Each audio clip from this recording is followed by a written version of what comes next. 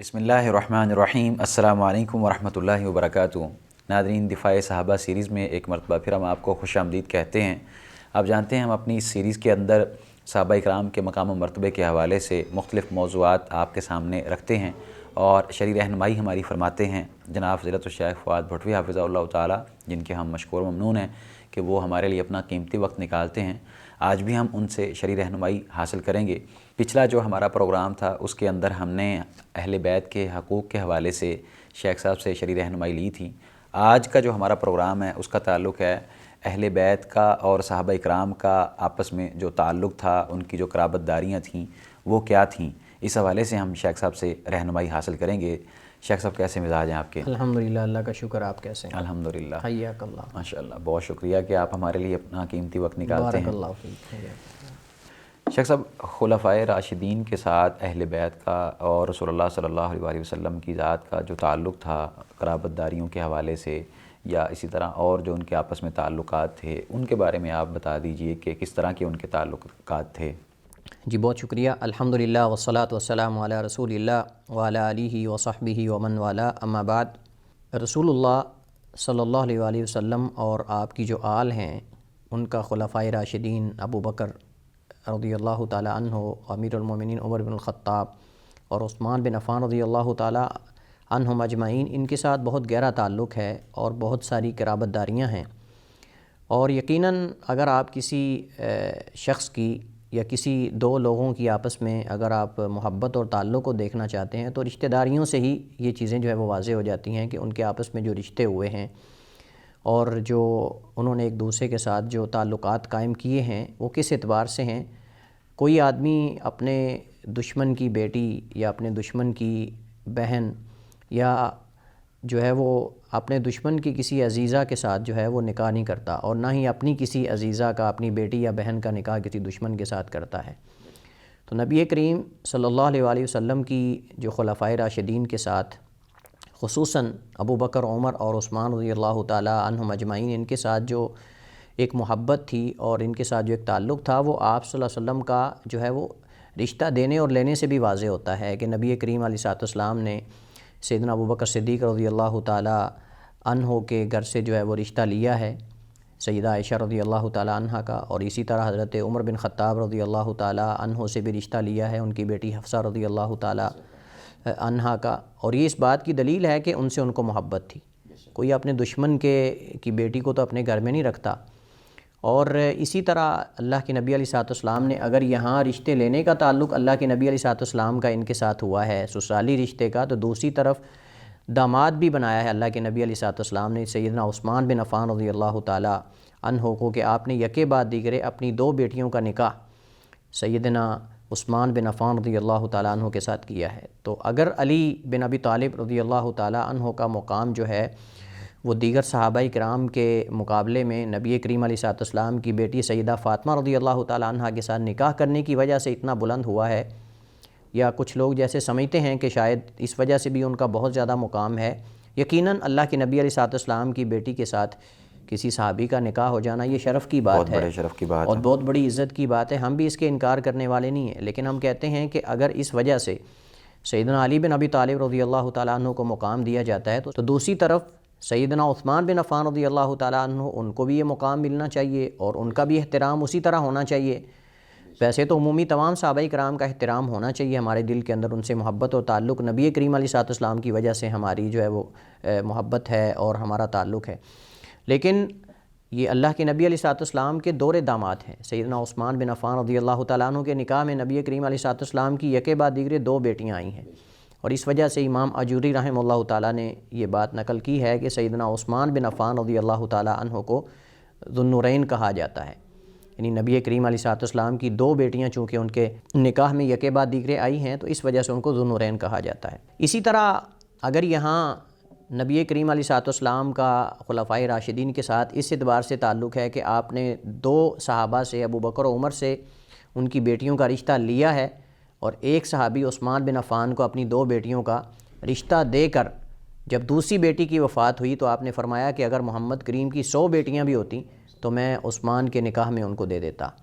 یہ بھی یقیناً سیدنا عثمان بن عفان رضی اللہ تعالیٰ عنہ کے مقام و مرتبے کی دلیل ہے نبی کریم علیہ الصلوۃ والسلام کا یہ فرمان۔ دوسری طرف یہ تو نبی کریم علیہ الصلوۃ والسلام کا تعلق ہے، دوسری طرف سیدنا علی بن ابی طالب رضی اللہ تعالیٰ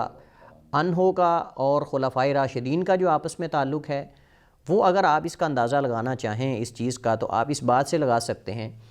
کہ سیدنا ابو بکر صدیق رضی اللہ تعالیٰ عنہ کی جب وفات ہوئی تو سیدہ اسماء بنت امیس رضی اللہ تعالیٰ عنہا حضرت ابو بکر صدیق کے نکاح میں تھیں اور ان کی بیوہ ہیں، ان سے نکاح کرنے والے سیدنا علی بن ابی طالب ہیں۔ مجھے بتائیے کہ کیا کوئی اپنے دشمن کی بیوہ سے نکاح کرتا ہے؟ یقیناً ایسا نہیں ہے۔ تو سیدنا علی بن ابی طالب رضی اللہ تعالیٰ عنہ نے ابو بکر صدیق رضی اللہ تعالیٰ عنہ کی جو بیوہ ہیں، یعنی جن سے وہ فوت ہوئے ہیں، سیدہ اسماء بنت امیس، ان سے نکاح کیا ہے۔ اور اسی طرح سیدنا عمر بن خطاب رضی اللہ تعالیٰ عنہ نے آل بیت کے ساتھ تعلق کو مضبوط کرنے کے لیے اور قرابت داری جو ہے اس کو بنانے کے لیے سیدنا علی بن ابی طالب رضی اللہ تعالیٰ عنہ سے درخواست کر کے، زبردستی نہیں، جیسے کہا جاتا ہے، الزام دیا جاتا ہے کہ انہوں نے جبر کیا۔ ایک طرف سیدنا علی بن ابی طالب ہیں جو کہ شیر خدا ہیں، شیر خدا ہیں، اور بقول بعض لوگوں کے وہ مشکل کشا بھی ہیں، یعنی ایک طرف علی بن ابی طالب ہیں اور دوسری طرف عمر فاروق رضی اللہ تعالیٰ عنہ زبردستی ان کی بیٹی سے نکاح کر لیں۔ یہ تو بڑی عجیب بات ہے، اور یہ ایک بہت بڑا الزام ہے، جو بہتان ہے جو فاروق اعظم رضی اللہ تعالیٰ عنہ کو دیا جاتا ہے۔ تو انہوں نے علی بن ابی طالب رضی اللہ تعالیٰ عنہ سے یہ شرف سمجھ کر ان کی بیٹی کا رشتہ ام کلثوم کا لیا ہے، اور سیدہ ام کلثوم جو ہیں وہ حضرت علی بن ابی طالب کی لخت جگر ہیں، اور ان کی بیٹی ہیں، اور عمر رضی اللہ تعالیٰ عنہ کے نکاح میں رہی ہیں۔ تو اس سے آپ جو ہے وہ رشتوں کا تعلق ان کا آپ لگا سکتے ہیں۔ اسی طرح سیدنا علی بن ابی طالب رضی اللہ تعالیٰ عنہ کے بارے میں آتا ہے کہ ایک یمنی چادر بہت کثرت سے وہ اوڑا کرتے تھے، کثرت سے۔ تو پوچھنے والے نے پوچھا کہ آپ اکثر یہ چادر اوڑھتے ہو اور اس کی وجہ اور سبب کیا ہے؟ تو علی بن ابی طالب رضی اللہ تعالیٰ عنہ فرماتے ہیں، کسانی خلیلی و صدیقی و خاصتی عمر ثم بکا۔ تو حضرت علی رضی اللہ تعالیٰ عنہ فرماتے ہیں کہ یہ چادر مجھے میرے دوست، میرے خلیل، اور اسی طرح فرماتے ہیں میرے خاص جو تعلق والے ہیں عمر بن خطاب رضی اللہ تعالیٰ عنہ نے مجھے پہنائی تھی، اور یہ انہوں نے مجھے دی تھی، اس وجہ سے میں اسے اپنے آپ سے نہیں علیحدہ کرتا اور اسے نہیں اتارتا۔ اور یہ بات کر کے سیدنا علی بن ابی طالب نے رونا شروع کر دیا۔ آپ یہاں سے سیدنا علی بن ابی طالب رضی اللہ تعالیٰ عنہ کے دل میں جو خلفائے راشدین کی محبت تھی ابو بکر و عمر کی، آپ اس کا اندازہ لگا سکتے ہیں۔ اور اسی طرح صحیح سند کے ساتھ یہ مروی ہے کہ سیدنا حسن اور حسین رضی اللہ تعالیٰ عنہما وعن ابیہ وعن جمیع صحابتی اجمعین، ان کے بارے میں آتا ہے کہ وہ معاویہ بن ابی سفیان رضی اللہ تعالیٰ عنہ سے جو ہے وہ ہدایہ، ان کو جو گفٹ وغیرہ وہ دیتے تھے، ہدیات وغیرہ دیتے تھے، وہ ان سے قبول کرتے تھے، اور محبت میں سیدنا معاویہ بن ابی سفیان رضی اللہ تعالیٰ عنہ ان کو کہا کرتے تھے، جب وہ ان کی طرف آتے تو ان کا آگے سے استقبال کر کے فرمایا کرتے تھے، مرحباً بابن رسول اللہ،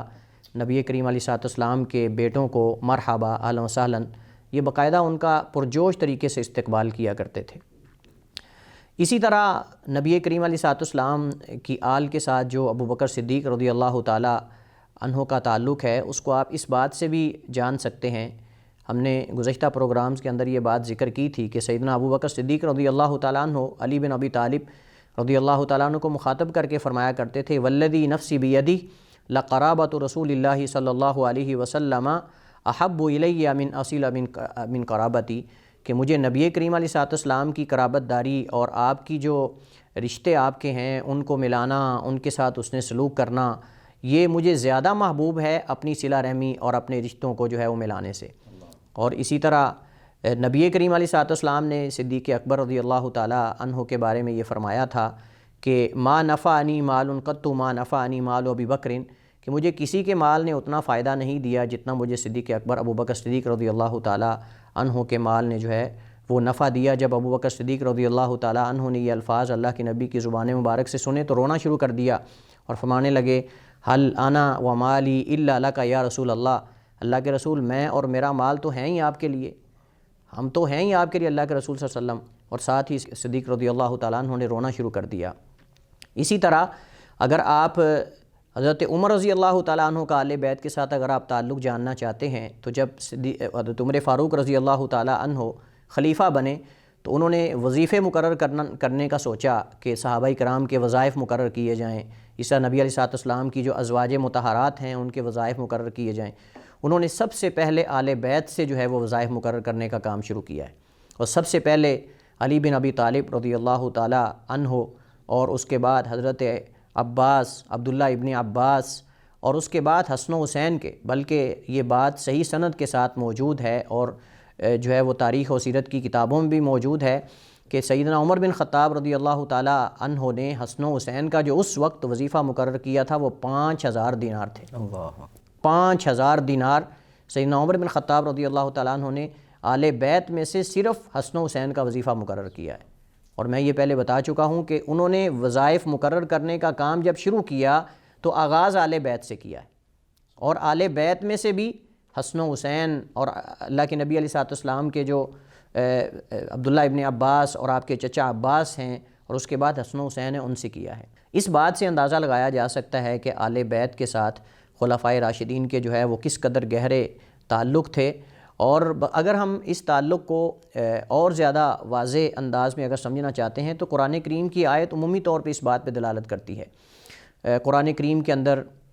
اللہ تعالیٰ نے فرمایا محمد الرسول اللہ والذین معہ اشداء علی الکفار رحماء بینہم، یہ عمومی طور پر صحابہ کرام کے آپس میں جو تعلقات ہیں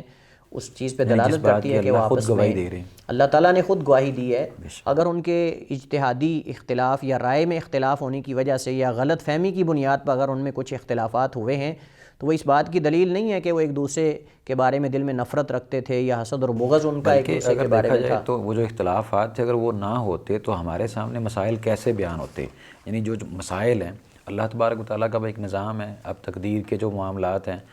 اگر وہ مسائل درپیش ہی نہ ہوتے ان کو، پھر وہی بات کہ جو ہمارے پاس فرشتہ کیوں نہیں آیا، ہمارے پاس جن کیوں نہیں آیا، جو مشرکین مکہ کے اعتراضات ہوتے تھے کہ نبی کیوں آ گیا اور ہم ہی میں سے کیوں آ گیا، تو یہ بھی تقدیر کا حصہ ہی ہم کہیں گے ان کو کہ اگر وہ اختلافات نہ ہوتے تو مسائل ہمارے سامنے کیسے آتے۔ اسی طرح عبداللہ ابن زبیر رضی اللہ تعالیٰ عنہما، جو حضرت زبیر عشرہ مبشرہ صحابہ میں سے ان کے بیٹے ہیں اور حضرت ابوبکر صدیق کے یہ نواسے ہیں، ابوبکر صدیق رضی اللہ تعالیٰ عنہ کے نواسے ہیں، انہوں نے نفیسہ بنت حسین بن علی ان کے ساتھ نکاح کیا ہے۔ نفیسہ بنت حسین بن علی، حضرت حسین کی بیٹی نفیسہ کے ساتھ انہوں نے نکاح کیا ہے۔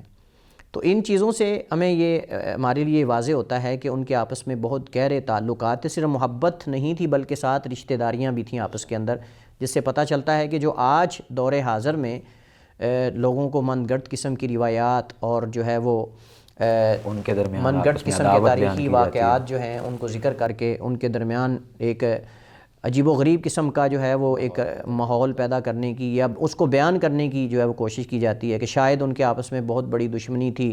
اور عداوت تھی۔ اس کے اوپر نظریہ ہے وہ پنج تن پاک کا جو نظریہ ہے، اور چند ایک صحابہ کرام کو وہ بعض مسلمان سمیت نعوذ باللہ باقیوں کو تو بعض ایسے افراد بھی ہیں روافضہ میں سے جو کہ وہ مسلمان ہی نہیں سمجھتے نعوذ باللہ، تو صحابہ کرام کے حوالے سے جو ان کی تبرہ بازی ہے وہ منہ بولتا ثبوت ہے اس بات کا کہ وہ مسلمانوں کے اندر جو ہماری جڑیں ہیں ایمان کی ان کو کمزور کرنا چاہتے ہیں اس بنیاد، بلکہ اس عداوت میں اور اس دشمنی میں انہوں نے یہ جو حقائق ہم نے ناظرین کے سامنے رکھے ہیں ان کو باقاعدہ چھپانے کی کوشش کی جاتی ہے، اور اگر ان کی کتابوں کے اندر کچھ ایسے حقائق ہیں بھی، پہلی بات انہوں نے رہنے نہیں دیے، اور اگر کوئی ہیں بھی تو ان کو وہ بیان ہی نہیں کرتے، یا پھر ان کو جو ہے وہ کوشش کرتے ہیں کہ ان کو اس طرح کی باتوں کو جو عوام کے سامنے سنجیدہ جو علماء ہیں ذاکرین ہیں وہ بیان کرتے بھی ہیں کچھ، لیکن ان کو عوام الناس میں لیکن کچھ ہیں جو ذکر کرتے ہیں لیکن کچھ کا مقصد اور ہوتا ہے بیان کرنے کا، وہ اس کو اصل میں وہ چاہتے ہیں کہ اگر کسی کو یہ اس بات کی خبر ہے بھی تو ہم اس کا ایک اور پہلو ذکر کر دیں کہ وہ کیوں ہوا تھا۔ مثلا اب عمر رضی اللہ تعالیٰ عنہ کا علی رضی اللہ تعالیٰ عنہ کی بیٹی ام کلثوم کے ساتھ جو نکاح ہے اس کو وہ اس انداز میں نہیں بیان کرتے، اس کو نعوذ باللہ وہ کسی اور انداز میں بیان کرتے ہیں، جیسے ہم پہلے ذکر کر رہے تھے کہ انہوں نے جبر کیا یا انہوں نے نعوذ باللہ آپس میں دشمنی تھی، ان کی دشمنی تھی، یا کوئی انہوں نے جبر کے اندر آ کر ایسا، یا وہ ایک دوسری اس کو کوئی صورت دیتے ہیں، وہ یہ نہیں اس کو بجائے اس کو مثبت انداز میں جو تھا جس وجہ سے انہوں نے تعلق داری قائم کی تھی وہ اس انداز میں نہیں اس کو بیان کرتے، وہ ایک دوسرے منفی انداز میں اس کو لا کر ان چیزوں کو پیش کرتے ہیں۔ اور دوسروں کو باور یہ کرواتے ہیں کہ شاید یہ جو ہے وہ صحابہ کو مانتے ہیں اور یہ ان حقائق کو بھی مانتے ہیں اور ان کو ذکر بھی کرتے ہیں، حالانکہ وہ ان حقائق کو بھی ذکر کرتے ہوئے اپنا زہر اگلتے ہیں، اور کاش کہ اس وقت وہ کم از کم جو ہے وہ عدل و انصاف سے کام لیں اور اس وقت جو ہے وہ منصف بن کر وہ ان چیزوں کو پیش کریں۔ شیخ صاحب، یہ تو آپ نے خلفائے راشدین کے حوالے سے اور دیگر صحابہ اکرام کے حوالے سے چیزیں بیان کی ہیں کہ ان کا اہل بیت کے ساتھ تعلق ایسا تھا۔ یہ بتا دیجئے کہ اہل بیت کے ہاں صحابہ اکرام کا جو مقام و مرتبہ تھا وہ کیا تھا، اور ان کے ساتھ ان کے جو تعلقات تھے وہ کیسے تھے، اور اہل بیت سے ہمیں ایسی چیزیں ملتی ہیں جس سے یہ ثابت ہوتا ہو کہ اہل بیت جو ہیں وہ اپنے دل کے اندر یہ چیزیں رکھتے تھے کہ صحابہ اکرام ہمارے ساتھ اچھا تعلق نہیں رکھتے، یا رسول اللہ صلی اللہ علیہ وسلم کے جانے کے بعد، رخصت ہو جانے کے بعد ہمارا جو وہ مقام و مرتبہ جو ہمیں عطا کیا گیا ہے اس کا حق ادا نہیں کیا جا رہا، کیونکہ آپ جانتے ہیں بعض افراد ہمارے معاشرے کے اندر ایسے موجود ہیں جو صحابہ اکرام کے اوپر تبرہ بازی کرتے ہیں اور ان کے تعلقات کو ہمارے سامنے اس طرح بیان کرتے ہیں کہ آپس میں عداوتیں تھیں۔ دیکھیے، آل بیت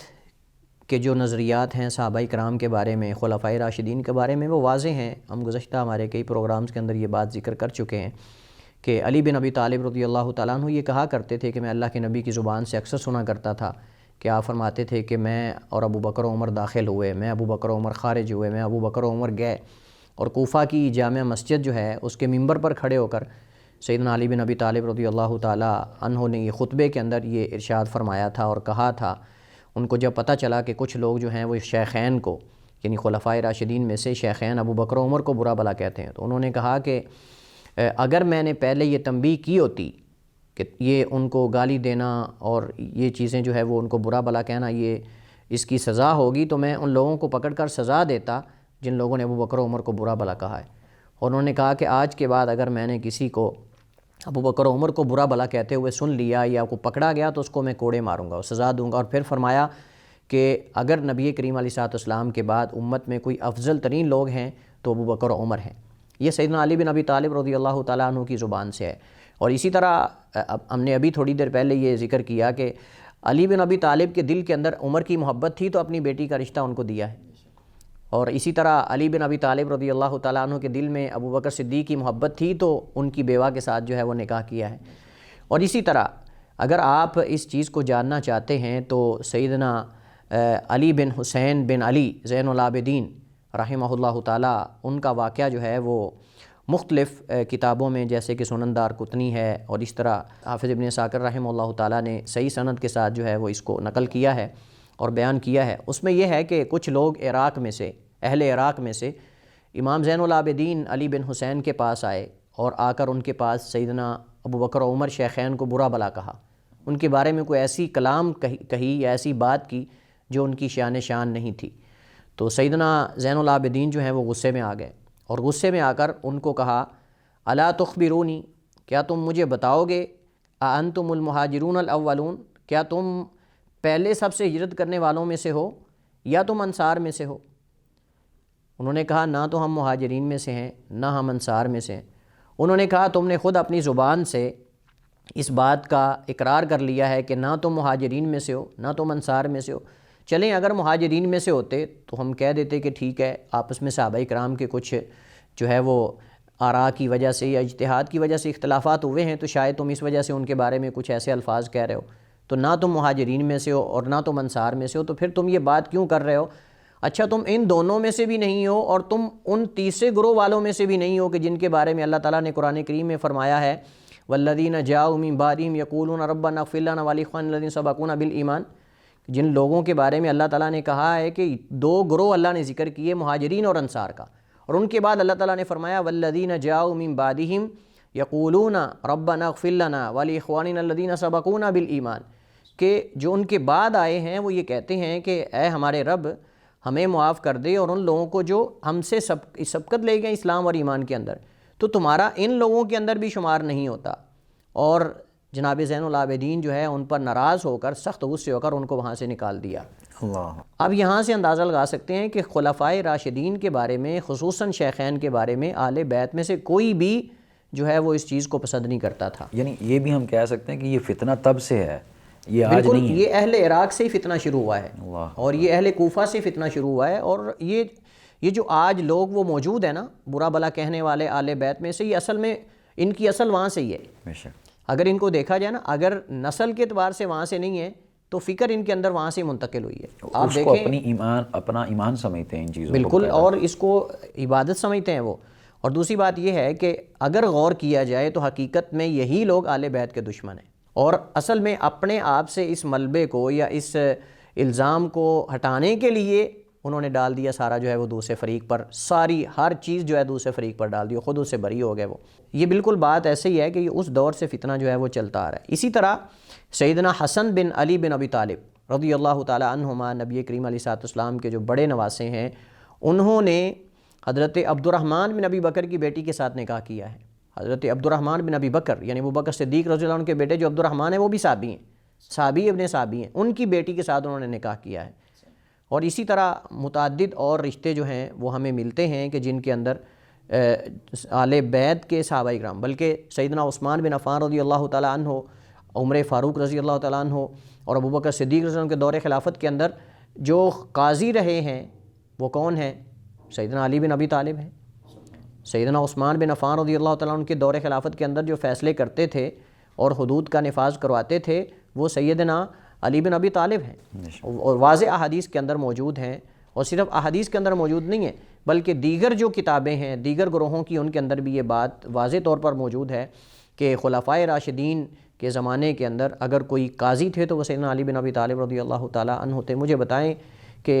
کوئی جو ہے وہ اپنے دشمن کے متحد رہ کر وہ قاضی بننا، جج بننا گوارا کرتا ہے اور وہ فیصلے کرنا گوارا کرتا ہے؟ یقیناً ایسا نہیں ہو سکتا۔ تو بہرحال یہ ایسی کچھ چیزیں ہیں کہ جن سے ہمیں معلوم ہوتا ہے کہ جو عوام کے سامنے من گھڑت قسم کے واقعات نقل کیے جاتے ہیں کہ آل بیت اور صحابہ کرام جو ہیں ان کی آپس میں عداوت تھی، دشمنیاں تھیں یا ایسی کوئی بات تھی، بالکل اس طرح کی کوئی بات نہیں۔ سیدہ عائشہ رضی اللہ تعالیٰ عنہ کے ساتھ سیدنا علی بن ابی طالب رضی اللہ تعالیٰ عنہ کا جو سلوک رہا ہے وہ ایک ماں والا سلوک رہا ہے، اور وہ جو ان کے ساتھ تھے کہ اختلاف کی بنیاد پہ ایک لڑائی ہوئی تھی، اس کے بعد سیدنا علی بن ابی طالب رضی اللہ تعالیٰ نے پوری عزت اور تکریم کے ساتھ سیدہ عائشہ رضی اللہ تعالیٰ عنہ کو جو ہے وہ مدینہ کی طرف روانہ کیا۔ تو یہ ساری چیزیں جو ہیں وہ اس بات پہ شاہد ہیں کہ ان کے آپس میں کوئی ایسی عداوت، دشمنی اور نفرتیں نہیں تھیں، قرابت داریاں تھیں، تعلقات تھے، محبت تھی، اور اسی طرح ہی وہ رہتے تھے جیسے نبی کریم علیہ الصلوۃ والسلام کے زمانے کے اندر رہتے تھے۔ اگر بعض شیاطین کی طرف سے جو ہے وہ وسوسات کی بنیاد پہ یا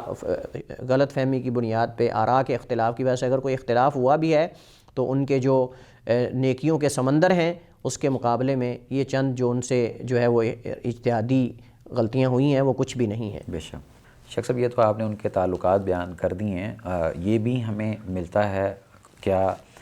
کتب کے اندر یہ چیزیں موجود ہیں، تاریخ کے اندر یہ چیزیں موجود ہیں کہ صحابہ کرام نے جن کے بارے میں بعض شر پسند جو ہیں وہ ان کے اختلافات بیان کرتے ہیں اور ان کی عداوتیں بیان کرتے ہیں، ان کے آپس میں جو رشتے تھے ان رشتوں کے اندر پھر باقاعدہ جو محبتیں تھیں ان محبتوں کی بنیاد پر ایک دوسرے کے وہ نام رکھتے تھے، اپنے بچوں کے نام باقاعدہ رکھے جاتے تھے ان کے۔ تو کیا ایسی کوئی مثالیں آپ ناظرین کے سامنے بیان کر سکتے ہیں کہ کون کون سے نام ہیں جو کہ ایک دوسرے کے ناموں کے اوپر رکھے گئے؟ دیکھیے تاریخ میں اہل سنہ کی کتابوں میں اور جو اہل تشیع ہیں ان کی کتابوں کے اندر بھی بے شمار ایسے ہمیں نام ملتے ہیں کہ جو صحابہ کرام نے آل بیت میں سے نام رکھے ہیں اور آل بیت نے صحابہ کرام کے ناموں میں سے نام رکھے ہیں۔ سب سے پہلے سیدنا عمر رضی اللہ تعالیٰ عنہ نے اپنے بیٹے کا نام سیدنا علی بن ابی طالب کے نام پر رکھا ہے، اور علی بن ابی طالب نے اس کے بدلے میں اپنے ایک بیٹے کا نام عمر رکھا ہے۔ اگر ہم ان کا ایک پوری ترتیب کے ساتھ اگر یہ سلسلہ جاننا چاہتے ہیں کہ آل بیت میں ابو بکر، عمر اور عثمان نام کے کون کون لوگ موجود تھے تو میرے خیال میں ناظرین کے لیے یہ سمجھنا آسان ہو جائے گا۔ ہم سب سے پہلے ابو بکر نام کی بات کرتے ہیں کہ ابو بکر نام کے کتنے بچے آل بیت میں موجود تھے۔ سب سے پہلے تو ابو بکر بن علی ہیں، ابو بکر بن علی بن ابی طالب۔ حضرت علی بن ابی طالب کے بیٹوں میں سے ایک بیٹے کا نام ابو بکر ہے اور دوسرے بیٹے کا نام عمر ہے اور تیسرے بیٹے کا نام عثمان ہے، اور یہی وہ لوگ تھے جو کربلا میں ان کے ساتھ بھی اس جو ہے وہ جو جنگ ہوئی تھی اس کے اندر وہ شریک تھے۔ تو ابو بکر بن علی بن ابی طالب، اسی طرح ابو بکر بن حسن، حضرت حسن کے بیٹے کا نام بھی ابو بکر ہے۔ حضرت زین العابدین علی بن حسین بن علی بن ابی طالب، ان کے بیٹے کا نام بھی ابو بکر ہے۔ اسی طرح موسیٰ کاظم کے بیٹے کا نام بھی ابو بکر ہے، اسی طرح علی رضا کے بیٹے کا نام بھی ابو بکر ہے۔ تو آپ یہاں سے اندازہ لگائیں کہ 5 بچے ایسے ہیں، یہ تو جو تاریخ نے نقل کی ہیں، اور پتہ نہیں کتنے اور زیادہ ہوں گے، یہ تو 5 ہیں جن کے نام ابو بکر ہیں۔ علی بن ابی طالب کے بیٹے کا نام ابو بکر، حسن کے بیٹے کا نام ابو بکر، علی زین العابدین کے بیٹے کا نام ابو بکر، موسیٰ کاظم کے بیٹے کا نام ابو بکر، اور اسی طرح علی جو رضا ہے ان کے بیٹے کا نام ابو بکر ہے۔ اب ہم چلتے ہیں عمر نامی جو بچے ہیں آل بیت کے اندر، وہ کون کون سے ہیں؟ تو عمر نامی بچے بھی 5 ہیں۔ عمر بن علی بن ابی طالب، عمر بن حسن، عمر بن حسین، عمر بن زین العابدین، عمر بن موسیٰ الکاظم، یہ 5 بچے جو ہیں وہ عمر نامی آل بیت کے اندر موجود ہیں۔ اب ہم چلتے ہیں عثمان نامی بچوں کی طرف۔ تو عثمان نام سے خلیفہ ثالث کے نام پر، تیسرے خلیفہ کے نام پر جو آل بیت میں بچے ہیں وہ عثمان بن امیر المومنین علی بن ابی طالب ہیں۔ حضرت علی بن ابی طالب کے بیٹے عثمان ہیں جو حضرت حسین کے ساتھ کربلا کی جنگ میں موجود تھے۔ اسی طرح عثمان بن عقیل بن ابی طالب، حضرت علی بن ابی طالب کے بھائی عقیل کے بیٹے عثمان، یہ عقیل نے یعنی حضرت علی کے بھائی نے ان کا نام عثمان رضی اللہ عنہ کے نام پر رکھا ہے۔ اب ہم چلتے ہیں، چونکہ عموماً زیادہ جو ہے وہ مخالفین انہی کے ناموں پر جو ہے وہ طعن و تشنیع کرتے تھے، تو اب ہم چلتے ہیں عائشہ ام المومنین رضی اللہ عنہ کے نام پر۔ تو عائشہ نامی بچیاں جو ہیں وہ آل بیت کے اندر خواتین بے شمار ہیں، ان کا کوئی اعداد و شمار ہی نہیں ہے، بے شمار نام آل بیت کے اندر موجود ہیں۔ زین العابدین کی بیٹی کا نام عائشہ ہے، موسیٰ کاظم کی بیٹی کا نام عائشہ ہے، علی رضا کی بیٹی کا نام عائشہ ہے۔ اس کے علاوہ متعدد جتنے بھی آل بیت کے اندر افراد ہیں معروف جو امام ذکر کیے جاتے ہیں، ان کی بیٹیوں کے نام عائشہ آپ کو ملیں گے۔ تو اس سے آپ اندازہ لگا سکتے ہیں کہ آپس میں ان کے جو ہے وہ کس قدر تعلقات تھے، اور ان کی آپس میں کیسے جو ہے وہ قرابت داریاں اور ایک دوسرے کے ساتھ محبت تھی، جس کو آج جو ہے وہ ایک عجیب صورت میں پیش کر کے لوگوں کے سامنے بیان کیا جاتا ہے۔ بہت شکریہ شیخ، اللہ تعالیٰ آپ کے علم میں مزید برکت نازل فرمائے، اور اللہ تعالیٰ آپ سے دین کا کام لیتا رہے، اور صحابہ کرام کا دفاع آپ ہر میدان میں کرتے رہیں۔ ناظرین کرام، یہ تھا ہمارا آج کا پروگرام، جس کے اندر شیخ صاحب نے یہ واضح کیا کہ اہل بیت کا اور صحابہ کرام کا آپس میں جو تعلق تھا وہ کس قدر گہرا تھا، اور وہ آپس میں کس قدر محبت رکھتے تھے، ایک دوسرے کے ساتھ ان کی محبتوں کا وہ کس طرح اظہار کرتے تھے۔ اس حوالے سے اگر آپ کا کوئی سوال ہو تو وہ آپ کر سکتے ہیں۔ انشاءاللہ ہم دیگر موضوعات کے ساتھ بھی حاضر ہوتے رہیں گے، تب تک کے لیے آپ ہمیں دیجیے اجازت۔ اللہ حافظ۔